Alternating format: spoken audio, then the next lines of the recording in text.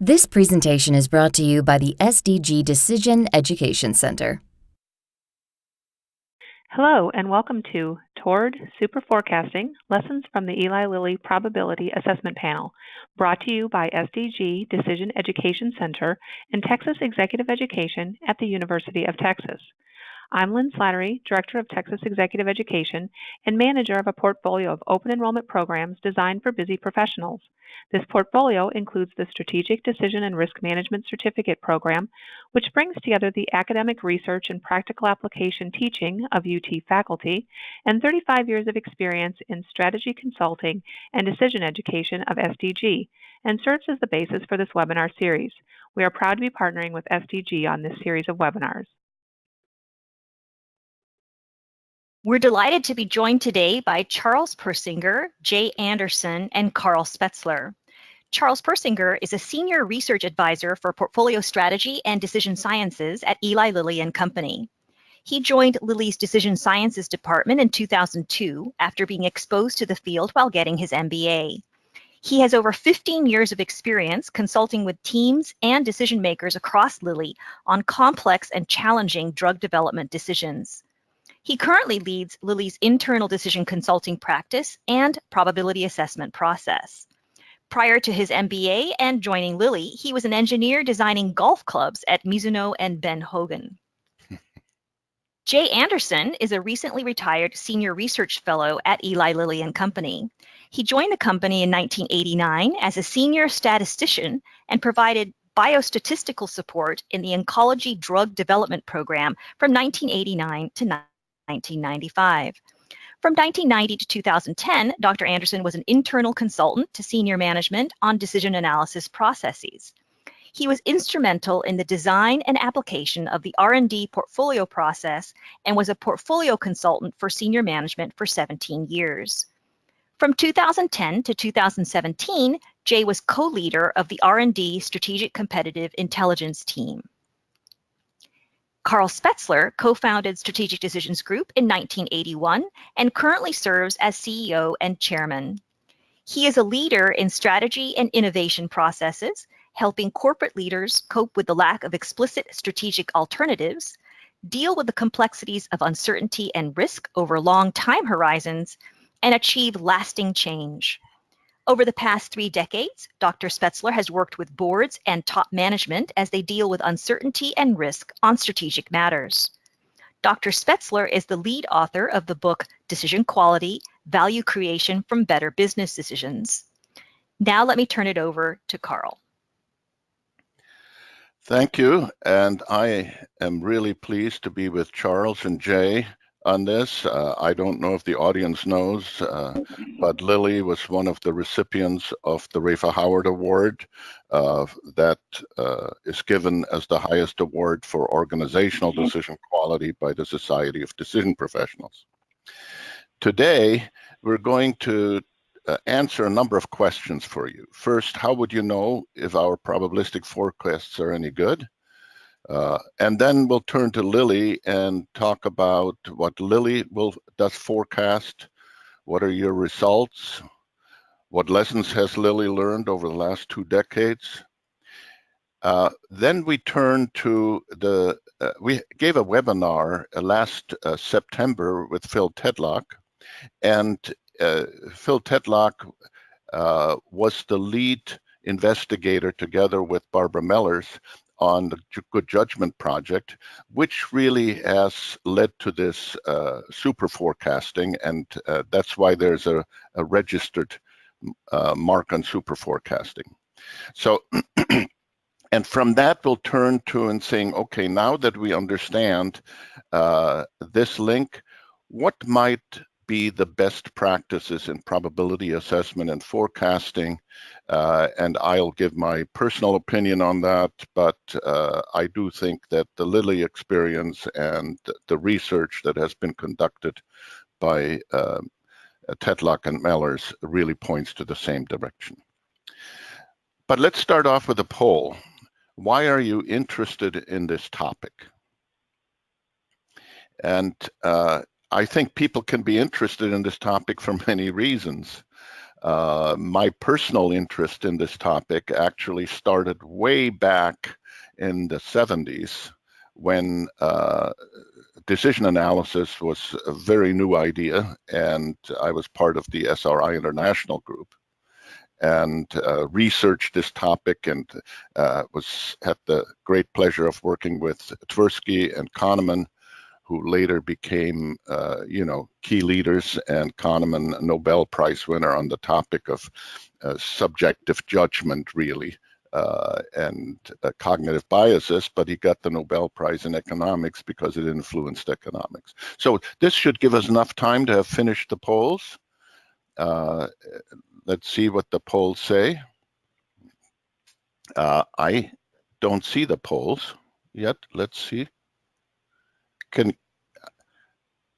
What did the Thank you poll? very much, Carl. The responses from the poll are: as a decision professional, it's 39%.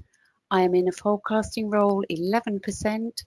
I want to embrace uncertainty is 45%, and other is 5%. Aha. So there are a lot of people that have a general interest in this topic. So let's first start off and say, how would we know if a probabilistic forecast is any good? And number one is what we call good calibration. So if someone states a subjective probability of 0.4, and they have done that numerous times, and we pick all the times when they said 0.4, we find that 40% of those actually turned out to be in that the results followed the subjective prediction. Now, if you use only that good calibration, and for example, you're in one part of the country where the weather forecast would over the whole year be 12% rain, and every day you said 12%, you would get to good calibration. So good calibration doesn't give us much understanding if it doesn't also add what we call good discrimination. So now you would like to have good forecasts, a real spread between them. Sometimes they might be 90%, and on the average, those come in at 90% frequency and at 10%. So the more you can discriminate together with having good calibration, the better you would say we are in being systematically capable of making good probability judgments on a going forward basis. So with that in mind, let me turn it over to the Lilly participants, and they will answer, what do you do in terms of forecasting, what are your results, and what have you learned over the decades? Thanks, Carl. This is Jay. I'm going to talk a little bit about our data and make sure that everybody has a good understanding of how our data came to be. Then I'll turn it over to Charles, and he'll give some perspective about the process that we use to collect the data. So assuming that not all of our listeners are familiar with pharmaceutical drug development, I'll give just a very brief overview of the development, because you need to understand that before you understand our data. Typically, we begin the assessment of technical feasibility for our drugs in our pipeline about a year or a year and a half before a drug enters clinical development. We call that preclinical. There's still some toxicology work that needs to be done, and if that's all successful, we can then move into human testing, where the main focus is making sure that your drug is safe. That's phase one. If you can make it through that phase, you then move into early efficacy testing, usually in patients now, whereas you might have been in volunteers in phase one. In phase two, you're getting that early hint of efficacy. And if you've got something that looks really intriguing, then you're ready to go into phase three development, which are the much longer term efficacy and safety studies. You also run some long-term carcinogenic toxicology studies, usually during this time. And if those data are successful, you turn your data over to the regulatory agencies, and they hopefully will approve your drug to get to market. So with that in mind, what we've done, and this is to support the Lilly portfolio process, is take that entire drug development cycle and break it up into 4 stages: preclinical, phase 1, phase 2, and then we lump phase 3 and regulatory review all into the same phase. This is for purposes of assessment of the technical feasibility. So the 4 items, the 4 metrics that we assess when we collect our data is the probability that this early stage drug will make it to first human dose, that's FHD, which is the start of phase 1. Then the next phase is the probability that you'll make it to first efficacy dose, FED, or the start of phase 2. That's given that you've already made it to FHD. In this way, the 2 assessments are independent of each other. Then the third assessment is the probability of making it to first registration dose, that's the start of phase 3, once again given success in achieving the previous milestone. And finally, the probability that you can successfully launch your drug, given that you made it to FRD. Those are the 4 elements that are assessed for each of the drugs that are in development. Now, once we've got those probabilities, we need to match them up with outcomes. So a typical drug, Carl, might start out preclinical. We've got a probability that we will make it to phase 1. And if it successfully makes it to phase 1, we can match its probability assessment with a success outcome. Then let's say it moves into phase 1, and now we're saying what's the probability it's going to make it to phase 2. That probability, if in this example it actually failed technically in phase 1, we would match that probability up with a failure outcome. And then the other 2 probabilities in my example would be unobserved, because we never actually ran the phase 2 or phase 3 studies, so we don't know what outcome to match the probability up with. Now, in that way, over the years, and we've had over 20 years now of collecting data, we can match up probabilities with outcomes. Now, Carl, as you mentioned on the previous slide, you can then take a look at the probability assessment, which we've got at the horizontal axis, and then the actual success rate, which is graphed on the vertical axis. And here you can see plotted for the attendees one of our examples. So over the 20 years, our process has assessed a probability of about 60%, roughly 60%, 179 times. Of those 179 times, 102 of those times were successes, and the other 77 were technical failures. And that's an observed success rate of 57. So you can see we predicted 60%, we observed 57. That's within that plus or minus 10 band that you see in the main diagonal there, which is our goal to try to get as close as we can to that, that forecasting nirvana, if you will. The next slide shows you the entire set of our data points. So here we've got over 1,200 data points up and down the scale. Some of our projects had high stage probabilities, very close to 70, 80, 90 to 100%. Some of them very low stage probabilities. And you can see, per your perspective that you shared earlier, Carl, that that we are very near to this diagonal line within almost always plus or minus 5% of that diagonal line. So let me pause there, and I'm going to turn it over now to Charles, who will talk a little bit about the process that we use to collect information. Before you move to Charles, let me just comment. This is totally amazing in my experience. Okay, it is 2 things. First, the collection of the data systematically for 20 years.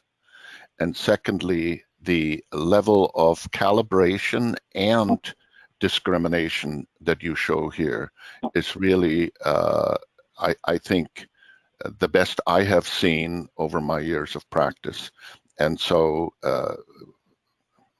that's why we're having this webinar together. To you, Charles. Thank you. So next slide. So I'm going to take us through the approach that we've used pretty consistently over that 20 years, modifications here and there over time, but the overall approach has remained very consistent, and I think Carl can do a pretty good link to some of the elements that Phil Tetlock observed in the prior webinar that you did back in September. So our approach starts on the left-hand side. We actually start with a project team. Each drug in development has a team that is put together. We will do an assessment, an actual probability technical success assessment with this group. This group usually includes a project manager, someone from medical, someone from regulatory, someone from statistics, toxicology. Somewhere between 6 and 12 people will get in a room. Prior to us getting in a room to do the assessment, we will collect a good set of background information. First and foremost, we have to define what we are assessing. So as Jay indicated, we will assess those 4 different phases, but to ensure that we know what we're actually talking about with the team, we need to identify what work is being done in that phase and how do we define success, so that everyone's on the same page, is understanding what are we actually assessing.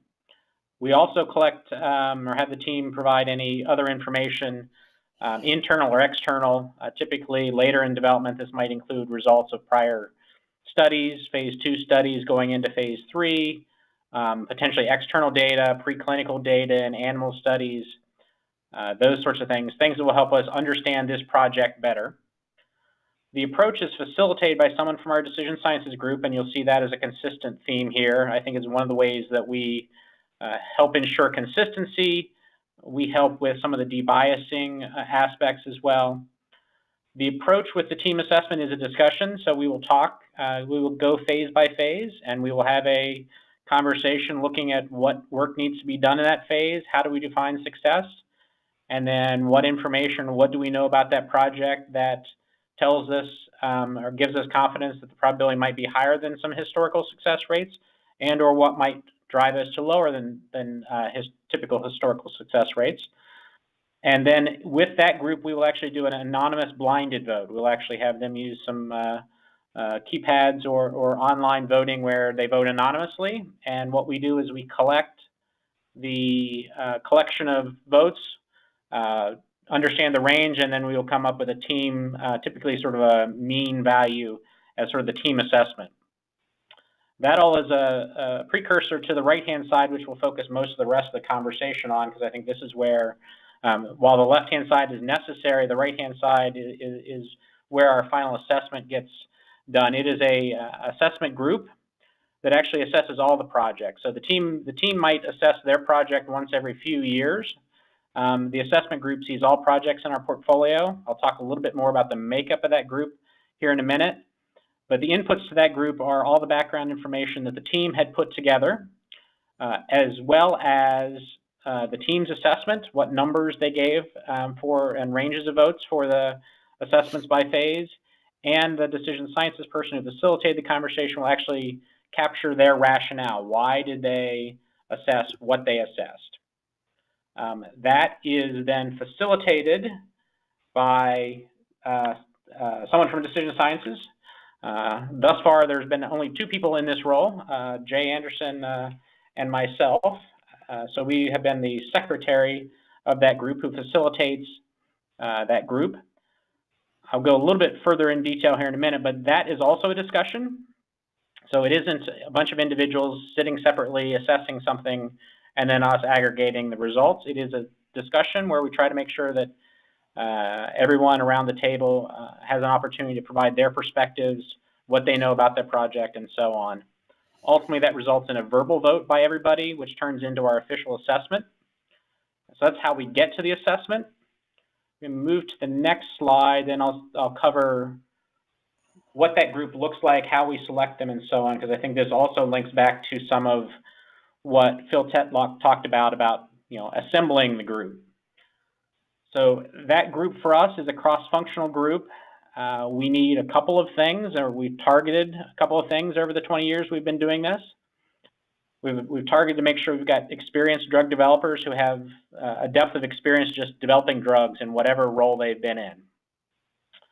We need then also people who have deep expertise in particular areas, functional expertise such as regulatory or toxicology, for example, or medical expertise in certain therapeutic areas that we might be in. People that can go very deep and provide their perspective on sort of the depth of the science in that area. However, this isn't a situation where we're expecting only an individual expert to weigh in. We want everyone who's on that group to weigh in on every project and engage with their drug development experience and ask probing questions when they may not have the expertise. And ultimately, everyone in the room votes. That group is selected. It is not explicitly role or title based. And so some of the attributes that Phil Tetlock spoke of in the September webinar we found as helpful. They definitely, the knowledge base, the numeracy, the ability to think objectively, logically, think about different types of projects, but ultimately think about a probability. This group is selected, but also then with the facilitation that's provided in the meeting, we help as well, Jay and I in the past as sort of the facilitators of this group. That group is trained. We do an initial sort of 1 hour training with the group. Frankly, there's a lot of on-the-job training as well, because what typically happens here is while Jay would have assembled the original group back in 1997, since then, typically what has happened is we might have 1 or 2 new people come on, leave, and new people come on each year. And so there's also a collective training sort of on the job as they see how others operate and so on. And we also offer feedback. Frankly, the analysis that Jay took us through was put together to help capture feedback as to how this group was doing. So we do that every couple of years to understand where we may be very good and where we may be going off a little bit. Quickly then, the group is about 10 to 14 people. We meet twice a month. These are face-to-face meetings, sometimes with people on the phone. And the discussion is, as I talked about in the previous slide, we have that discussion, the information from the team, any external information, any other information the group has, we share it, so that in the end, it isn't a bunch of individual independent assessments. It is an assessment where we hope everyone in the room ultimately has the same set of information. And then we get to the actual assessment. As I said, it's a verbal vote. Our method of aggregation essentially is the majority vote, or essentially the mode, unless we have some odd distribution, and then we'll try to get to some other central tendency number. And that's the official then assessment that gets used, and Jay showed you the results of how well that has worked. I think that's our discussion of the assessment group. That is very impressive. So do you want to comment any further in terms of what were on the path to here? What were some of the key lessons that you learned? So I'll let Jay start there, especially since he was at the origins of this. Yeah, let me take you back to 1993, before this group even got started, Carl, because that's when Lilly, as you know, first started our portfolio management process. And the probability of success was one of the key elements in our portfolio management process. We had other dimensions as well upon which the portfolio decisions were made. But as we moved from 93 to the beginning of 97, the assessment process that you see described here was really not completely in place yet. Although we still had the 4 stages of the probability, the assessments were being done at the executive level. And these are the top executives in your company. These are the ones sitting on, typically you would think of this as your top R&D decision-making body. And one of the things that they found is that some of them were recognizing that their own abilities to be able to cut across all the different functional areas of expertise and therapeutic areas of expertise weren't as deep as they'd like them to be. And so it was out of a recognition of this shortcoming on their own part that they said, we need something a little bit deeper, a little bit more focused. Another hurdle that we had in those early days really was very much a consensus management organization back in those days. So you can see in one of Charles' slides where he had all the people sitting around the table. what we were taught about probability assessments in those early days is that you find the one expert in the room who knows the most about a particular issue, like clinical safety or maybe regulatory hurdles. And you ask that individual for that probability, and the rest of the team would just be sitting around listening to that expert weigh in.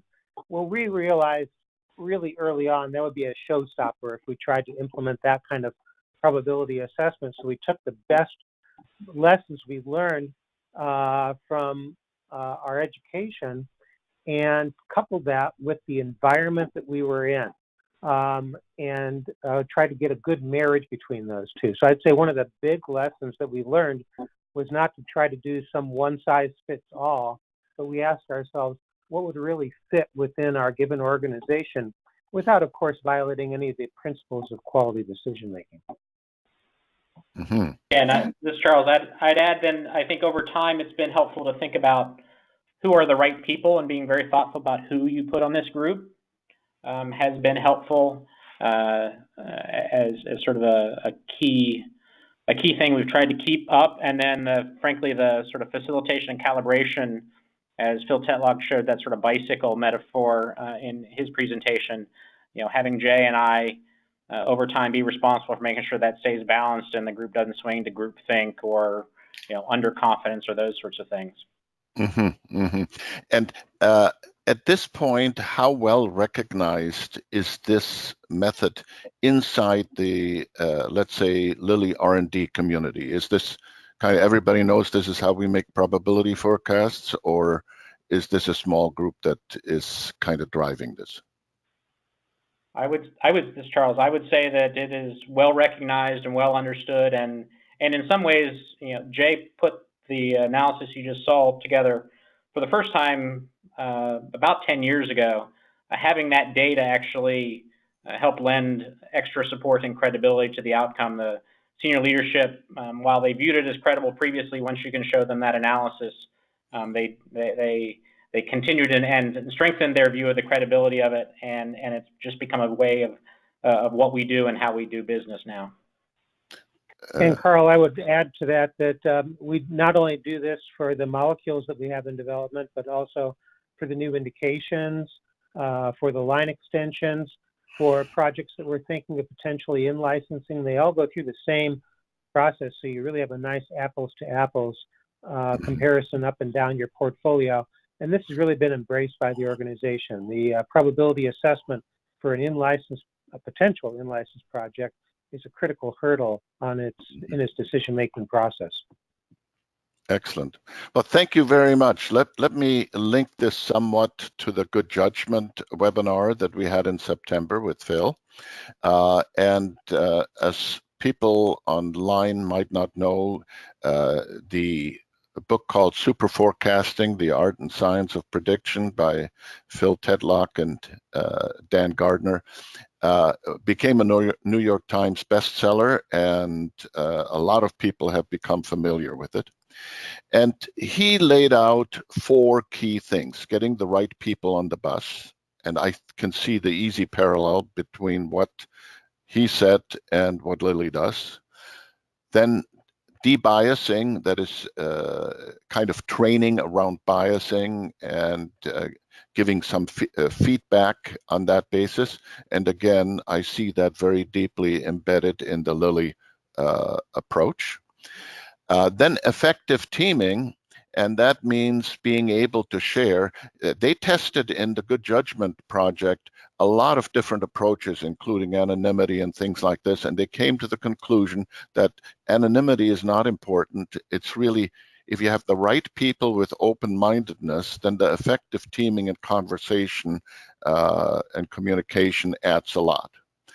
And then he had one other thing called aggregation, and what we just heard from Charles and Jay is that their aggregation is a matter of open discussion, where in the Good Judgment project, many of the people that were in this crowdsourced team had kind of independent perspectives, and so they used a formula for aggregation. And that formula was along the lines of, I use the example of in the, let's say, White House room where people are making a big decision and there are 12 people and they each say 60% chance that bin Laden will be in the complex. If they're coming from different perspectives and with independence and have multiple 60%, then they'll find that the actual results come in at like 75, 80%. So that there is a way of pulling the information together, and that adds value. Based on that, Phil presented this particular slide, and that is they add, in terms of value from these 4 factors, a significant improvement comes from selecting the super forecasters by personality and background. Then the teaming approach adds another 10%, then training adds another 10%, and then aggregation was another 25%, which I think is quite big. And we saw, I think, a somewhat different approach from the formulaic approach in the approach that Lilly used. So those are the key things. And if we put together what we heard there and a little bit the total of the subject of forecasting with better probability assessments, I'd like to turn to another poll. And how often does your organization use calibration and feedback, which are the most fundamental ones of these, to improve probability assessments of key forecasts? And this would probably require an organization in the first place to be using probabilistic forecasts. So please answer and give us the best answer on the poll that is open. And in terms of, once we close the poll, since I cannot see the results personally on my computer, could you read out what we saw? Thank you very much, Carl. And the responses are never as 29%, rarely 23%, sometimes 25%, often 16%, and always just 7%. So handing back to you, Carl. So I would say half the audience is still saying we don't really embrace uncertainty explicitly as much as this. People that have moved to saying, look, we're going to use the language of probability for making decisions under uncertainty will have probably been in the other half of the answers. My own engagement with this goes back to the early 70s, as I mentioned, and with my colleague, Carl Axel Stael van Holstein, we wrote a paper, and this paper still it really kind of sets the stage for most situations where we assess individual subject matter experts. That's the most common. We want to be clear about structuring the variable and have it in the terms that the subject matter expert understands. We want a trained interviewer that directly elicits the judgment. We'll use some calibration training and some debiasing techniques to overcome biases like overconfidence and anchoring. The subject matter expert will typically be provided with as much base rate information, that is data from comparable situations, and factual information that is helpful. But we remind ourselves that we're talking about the future, and the past is may not be the direct basis for this particular future that we're trying to assess. If the decision warrants it, we'll reach out to multiple subject matter experts and use a structured conversation to resolve the differences in judgment. And back in the 70s, the Delphi method became a very popular one, and variants of that approach of structuring that conversation became very popular. And so then the question becomes, now that given that that is the typical approach, what could improve our probability assessments further? And I have to say, based on Tetlock's experience and research and the Lilly experience, I would say standing super forecasting panels are likely to do better than direct assessments from individual subject matter experts. I think what we should be doing is following the basic approach that in some ways we saw laid out by Lilly. Select the panel participants based on characteristics that have more to do with whether people have very strong opinions and are locked in or are very open-minded, okay? And this is a personality characteristic that's well identified and can be easily taken into consideration. We also need to train the panel members, and we can train panel members a lot more than we can individual subject matter experts. So by Lilly having a standing panel that has only a couple of people out of 14 turning over once every year, they can get pretty deep experience and training into that panel. And by giving them debiasing technique training, as well as feedback, and then having a facilitator there that reminds them that is experienced and understands that, I think you can get that panel to do an excellent job, certainly as shown by the Lilly experience.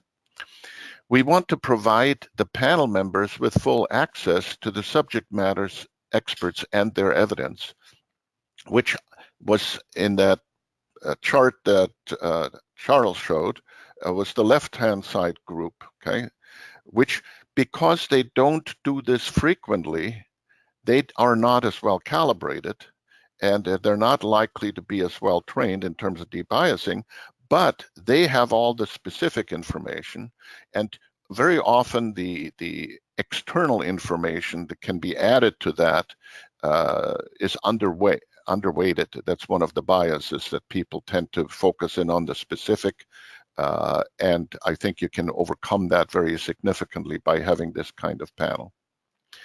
So then you use open discussion among the panelists and experts to deepen understanding. That's the teamwork that Tetlock talks about. So it is, if everyone has had a chance to think independently based on the data, then open discussion is helpful. And it overcomes many of the dominant or a dominating kind of conversation that happens with have a couple of extroverts on the group and they take it over. I doubt that that is a big problem with a panel that's a standing panel where everyone is thought of as a significant participant in making the final judgment of what the probability should be. Then panel members provide individual probability assessments and use an algorithm to aggregate or another round of discussions. I think that if Tetlock had done his research on this kind of standing panel and the kind of aggregation discussion that Lilly has done, he would probably have found that that kind of aggregation also accomplishes some of the extremizing that he does with his algorithms, which I think was a fascinating finding in his research. So those are the best practice recommendations that I would put together based on where we have been so far, okay?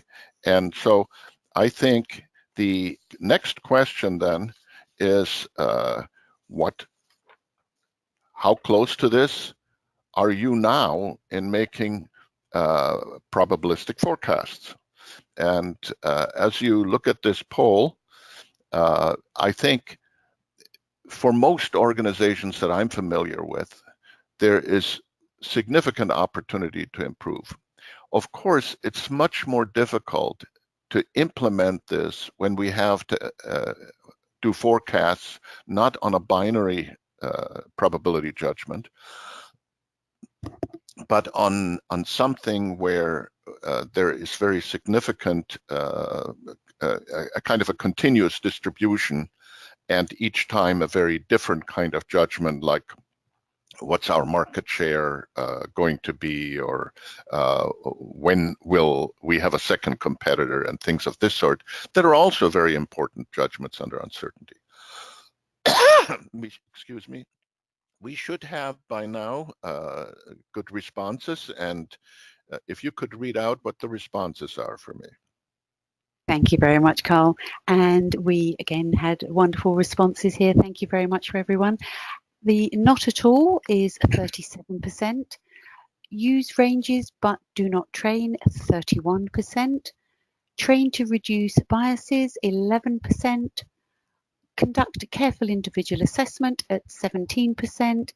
And use well-selected trained panels at just 4%. So handing back to you, Carl. So as I had expected, I think there's a lot of opportunity to improve.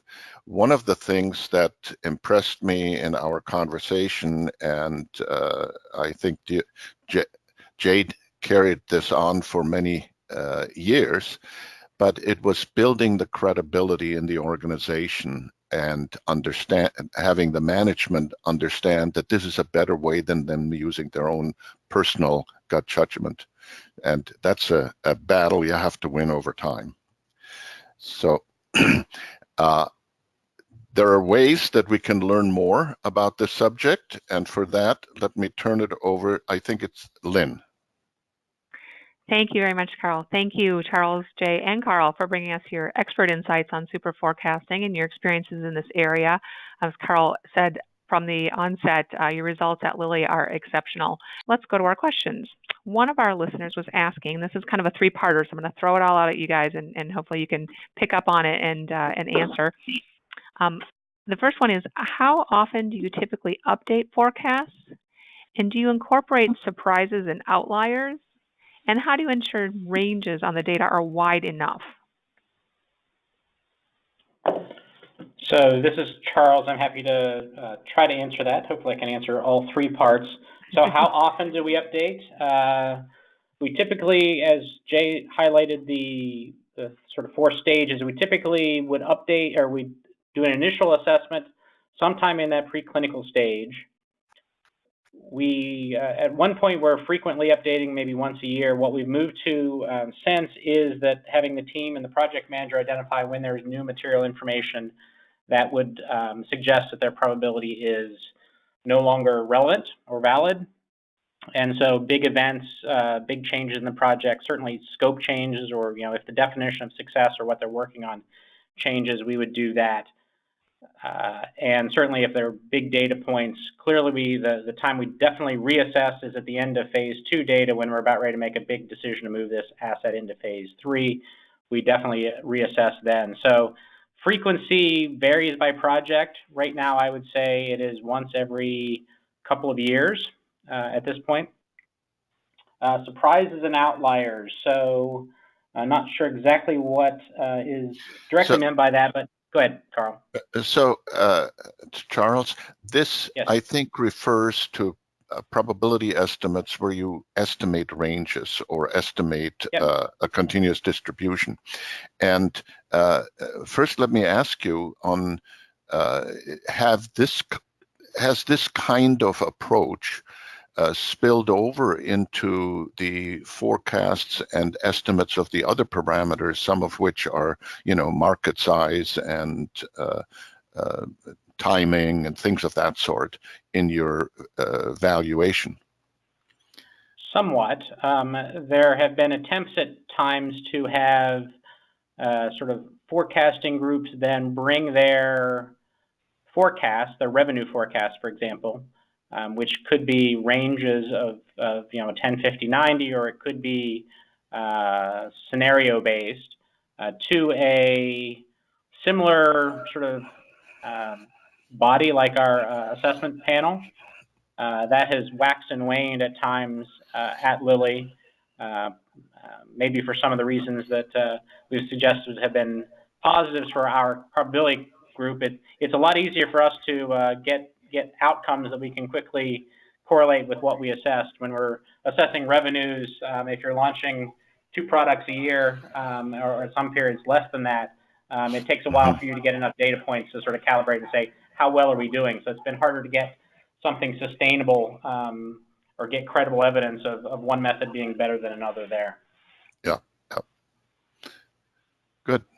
Lynn, we have time for one more question. Yeah, let's sneak one in. This is an interesting one, kind of a two-parter, but it says, do you do extremizing, and do people view this as hocus pocus? So this is Charles again. I'm happy to answer that. So the direct answer is no. We don't do extremizing as was identified or discussed in the Phil Tetlock, which, as he described it, I think we get to I think the reason we don't need to do that per se, although I've kind of tested what happens if we kind of did something in that manner and didn't really see much results. His rationale for doing that is when you have a situation where you may have multiple assessments from people who are assessing it fairly independently and may have different pieces of information that lead to their assessment. Our panel approach, where we have a discussion, largely gets to everyone having the same piece of information or same set of information when they do the assessment. So that's, I think, our reason why we probably wouldn't want nor need to go down that path. Wonderful. Well, thank you to our 3 wonderful presenters. I also want to say thank you to our participants for spending your time and energy with us. This is all the time we have for today. We do have more questions, and we will answer those offline, the ones that we're not able to get to now.